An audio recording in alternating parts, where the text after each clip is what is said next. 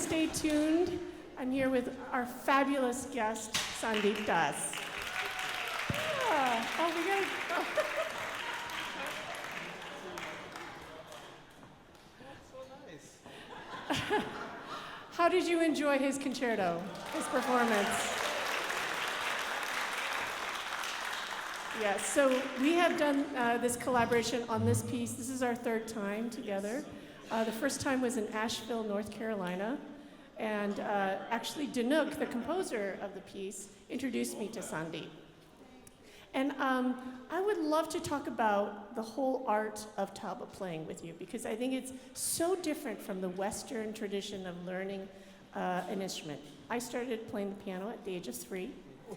And my mother sat with me every day, practiced with me, taskmaster.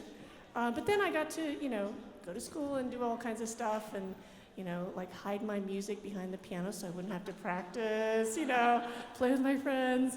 But I know that your training was completely different. Can you share a little bit about that? Sure. First and foremost, thank you so much for having me here. I am such a huge fan of Ray's, yes. She's easily my top, in the top 3 favorites of all times. And I've been very fortunate that I've played with some of the topmost orchestras of the world. But she is right up there. So thank you. Yes. Why I'm saying that, because when you see those Indian rhythms written, spread out on a score sheet, it can scare the hell out of you. And I have seen scared conductors too. So yes, going back to your question, the tradition is not just for the tabla. It's a tradition called the Guru Shishya Parampara, where a student goes and lives with the Guru. And the amazing fact is that India also has schools of music, colleges of music, universities of music. But all these years, all they have produced is doctorates of tabla who have written 5 books, given lectures but can't play. Every single or any artist that's worth anything in the Indian classical musical tradition, they have all come from this tradition where they have gone and lived with the Guru. So my journey was not as 3 years old. I cannot imagine how cute it must be. Oh my God. I would love to see some pictures later. My journey started, I was 6.5 years old. My father got a complaint from school. I actually went to a Jesuit school called St. Xavier's, and the principal was from the US, an American father. He called my father and said, he's been disturbing the class by tapping on the desk. And when asked to stop, he starts tapping with his feet, take him to a doctor. Back in those days, you could say those things, right? So thankfully, I get home, and my father, instead of being mad at me, had my first pair of drums, and he said, your lessons start tonight. So I was taken to a teacher in my local hometown, which was in the eastern part of India. But within 6 to 7 months, both my first guru and my father realized that I had the potential to do well in this, and my father started chasing my ultimate guru, who you can compare with he was like the Yo-Yo Ma of tabla playing, or the Michael Jackson of tabla playing, like real superstar. So my father started chasing him to get an appointment. Finally, after a year, he gave us a time for me to go over to another city. If you guys have visited India, the city called Varanasi or Banaras, which is the 3rd oldest city in the world. I went there. He tested me. He said, oh, so you play tabla? I said, yes. Play something that you have learned. And I played something, and he tweaked it. And then he said, play something else. And I played another thing, and he tweaked it even more. Then ignored me for almost an hour. There was a very famous singer visiting that day, and he started talking to her.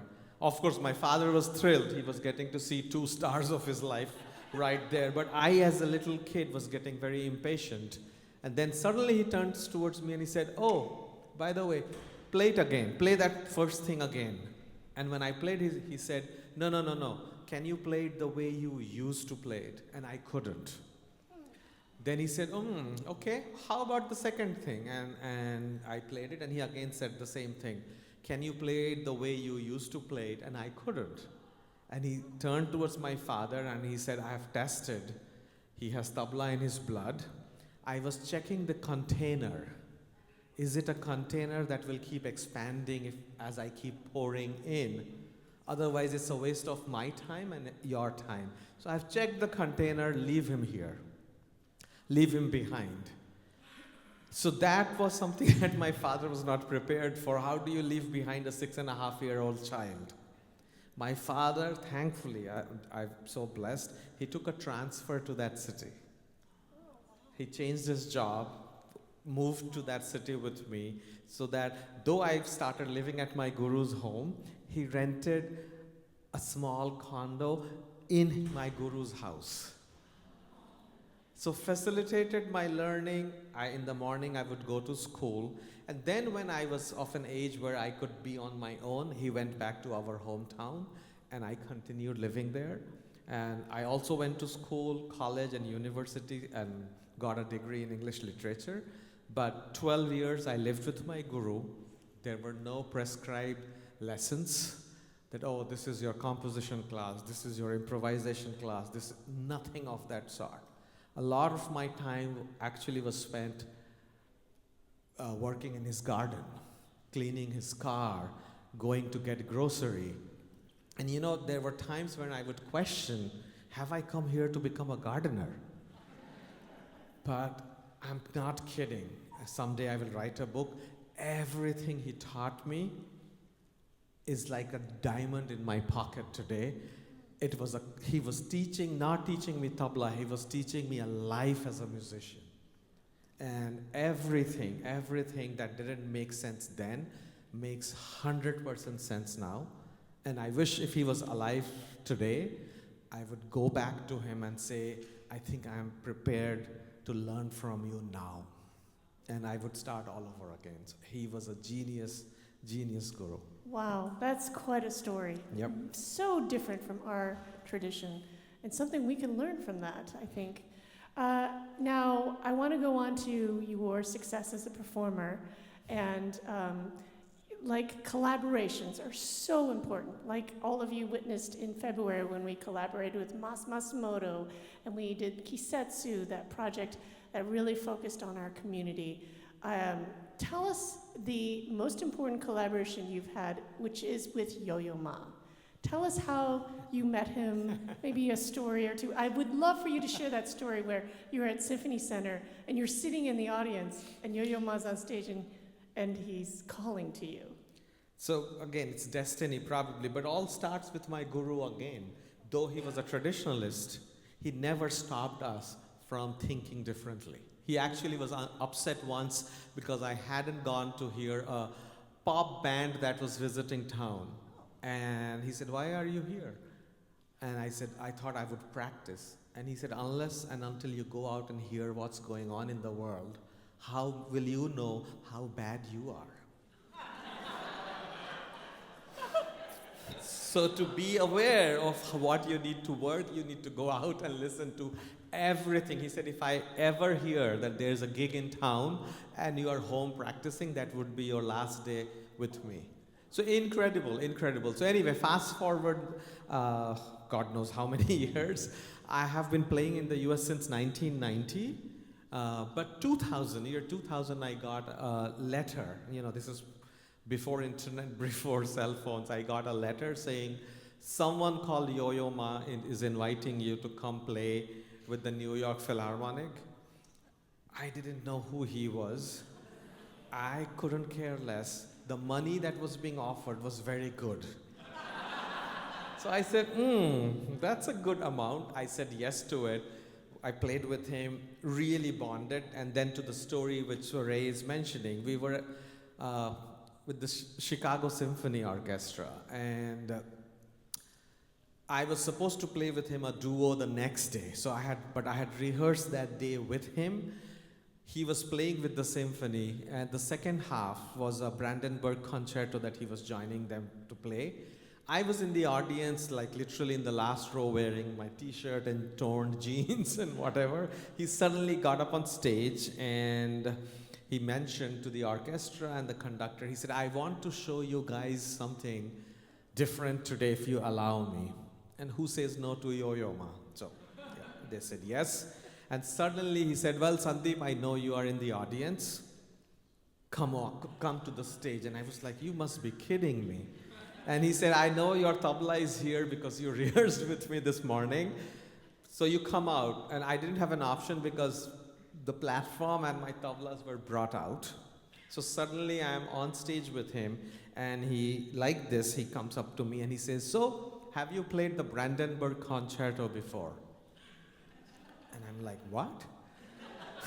I said, I've seen the Brandenburg Gate. Which I had seen it at Berlin. So I said, oh, is there a piece? So he was like, very good. So you don't even know there is a piece called the Brandenburg Concerto. I said, no. He said, very good, you're playing it tonight. And I froze. I was like, wow, I didn't know that this guy was this crazy, you know? So anyway, I am suddenly there with the Chicago Symphony Yo-Yo Ma, and they start playing the Brandenburg Concerto. To my surprise also, I played as if I had played and known that piece all my life. Every stop, every turn, something that Yo-Yo had observed, almost like my guru. My guru always did things that were shocking to me. You know, my debut concert was with Ravi Shankar. When I was 16 years old, he told me I'm playing with Ravi Shankar 30 minutes before showtime. What? Very casually, he said, oh, by the way, you're playing tonight. I was like, okay. And then the only tip my guru had given me in the car when we could see the venue was he pointed towards his shoes. He's like, hey, kiddo, you see these shoes? And I was like, yes. He said, when on stage, if I see fear in your eyes, that's what's going to come flying at you. So he had observed something, that he had the faith that even if I put him in front of the lion, for me it was two lions, my guru and Ravi Shankar, and I'm suddenly on stage. Similar thing, you know, if I fast forward, that Yo-Yo suddenly had pushed me without my awareness. And then he had told the audience that I want you all to experience how music can be played first with your heart, second with your ears, last with your eyes. Wow. And can yes. you explain to us the way your guru taught you the music, that it's all encompassing, so that remember what inside the music you were talking about, it's not the small details but the big. It's you know, I think I should write a book on my guru. Actually, I'll tell you something. Only 2 years back, 2 or 2.5 years, I have started telling all music students, Berkeley, Juilliard, wherever I go, that you know what you should practice is practice failure. So first and foremost, my guru killed us for not practicing enough. 8 to 10 hours a day was not good enough. Then one day after a concert, he said, do you know why you didn't like your concert today? And I said, no. He said, because you practiced too much. So I'm like, wow, on one hand, you've been killing me for not practicing enough. But he said, because you practiced so much, nothing was fresh for you, my son. There was nothing new. There was no joy. So the way music was taught, going back to what you were saying, I am trained to see the entirety of the painting first, instead of focusing on parts. So be it a Brandenburg Concerto or the Brahms, I could join you on the Brahms next time. I'm telling you, it's kind of scary that any good piece of music written by any composer, I can almost feel my instinct. I can almost see what Bach, Beethoven, anybody is going to write next. Because the training is to see the picture. So it's an instinct that I know where this thing will go, where the timpani will come, where there has to be a pause. So it's training like that's like kind of drilled into me. You know, I forgot to mention this to you because I witnessed this. Oh. We were in a cab together in Oklahoma City We were going to a museum, Okay. and the cab driver had some jazz piece on. Nothing that was familiar, and you were just like counting it all out. Boom, there's the downbeat. Boom, it was amazing. Just the way you were calculating the downbeats and the chorus or the verses. It was. It's such a beautiful thing, it's like life, right? There's no one perspective. What you think is east is not east. What you think is west is not west. It all depends on where you are on the globe. What is east for you, what is west for you. In everything in life, it's just a perspective, So the Western classical perspective it's like a piece of puzzles, Everybody works on one piece, and then we have someone like you who comes together and helps put the painting together. Our tradition looks at the painting zoomed out. Okay, so in my head, when I'm hearing a piece, it's like computer. It's like immediately making a sketch in my head. It's happening. It's like, okay, what is this piece trying to tell me? The emotions. So I'm again first going for the emotions, and then in my head I'm putting the eyes. That's where the eyes are. That's where the nose is. And then all I'm doing is coloring that painting that night. So even though I'm playing the concerto, I'm sure you have witnessed it last night, and today was different. Right. So if you ask me to play note by note, that's where I will fail, because I cannot play note by note. I have to play more from here. So it's a different way, and both has its pros and both has its cons. Yes. Well, I'd like to open up the floor to any questions for me or Sandeep. Any questions?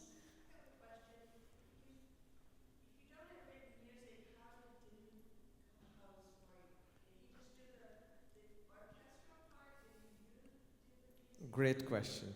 So we also have a tradition of writing things down. So everything my guru taught, I would hide at night before going to bed and write it down in a diary.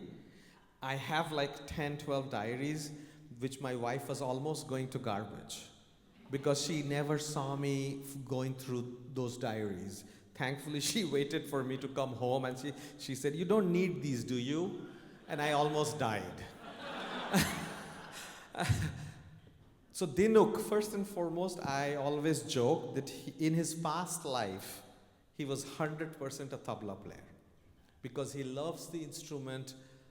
I cannot tell you how much. So he really understands my instrument. So I did have pieces of paper in front of me. So he has actually notated even tabla bowls. That's what we call the sounds, tabla bowls. We spoke and we shared compositions which he wrote down. But when I see that, to me, it's gibberish. I have no idea. So what I did with conversation with him and like listening to a recording that he had made, I then scribbled my own stuff. So, if suddenly there is like bar 86, and if you see my score, it's gone to 179. Because from 86 to 179, I don't need to see anything, I have memorized it. So parts that I have memorized, parts that I have scribbled, parts where I have, if you see it, Yo-Yo actually takes pictures of all my scores. I will have a mountain, I will have a volcano, because that's what I'm trying to emote more than actually writing things down. So it's kind of a blend of written, not written, logical, illogical, common sense, crazy stuff. Yeah. Any other questions? Yes.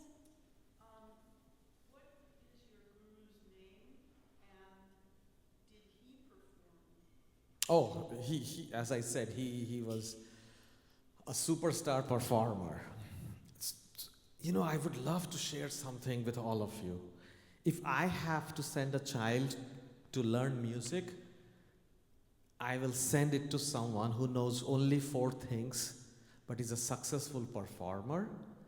I will not send my child to someone who knows 400 compositions, but is not a successful performer, because that's why it's a performing art. We sculpt, we write, we paint, we do everything on stage, not in a studio where there is no delete button. So someone who hasn't perfected the skill of getting up on stage and being able to paint, write, sculpt, make mistakes. That's what I wanted to share previously, that my guru one day said, play that composition, forget something and find your way back. That is really interesting. That's not taught in any school. Every school tells you to master something. You will never master something. Anything that you're trying to master means it's trying to leave you. If you get to know it, even if you miss something, that friend will tell you, hey, this is where the downbeat is. So 100%, I learned from a guru who was a top-notch performer. His name was Kishan Maharaj. The title Maharaj was given by the king of Nepal to his father. And then it carried into it. And his name, Kishan, is also associated with a Hindu god called Krishna, because he was born on that exact date. So Kishan Maharaj. If you Google or you search, you will find clips of his. One more question? Yes. I was curious about when you did your vocalizations, are those words in Hindi or? So the syllables I demonstrated today were all just syllables for the drum. But there are compositions that are also literal meaning. Like Gana Nama Ganapati Ganesha Lambodara Sohe Bhujachara Ekadanta Chandrama Lalata Raje Brahma Vishnu Mahe. So Ganesh is the elephant-headed god. So those are actual words. Then we have compositions like Tadita Tadatara Dikita Kikita Dhagina Kantina Katita Gaharat Bijju. This is talking about thunder, lightning, and rain. So Tadit in Sanskrit means lightning. So Tadita Tadatara. It's lightning striking. So there are compositions that actually mean are words in Hindi language, and then there are compositions that's just the syllables of the drum. So I want to end with one more question for you, Sandeep. Yes, please. You've performed all over the world. Where has been your favorite place, besides Fresno? Most memorable, or maybe something fun happened, or maybe it was the best golf course? Because you love playing golf. So I will like to share, it's a very tough question. Every venue is different, every person is different. I would love to share two experiences. One was in Beijing at the Forbidden City Hall. There is a piece written by one of the most famous living composers of China. It was written for cello, tabla, and three Chinese instruments called Moon Over Guan Mountains. Another younger cellist was playing that piece for most of the tour. In Beijing, just before Beijing, Yo-Yo came up and said, hey guys, the composer is coming tomorrow. It would be nice if I played the piece. Is it okay? And again, who says no to him? It's like, so of course he joined us. And why I want to share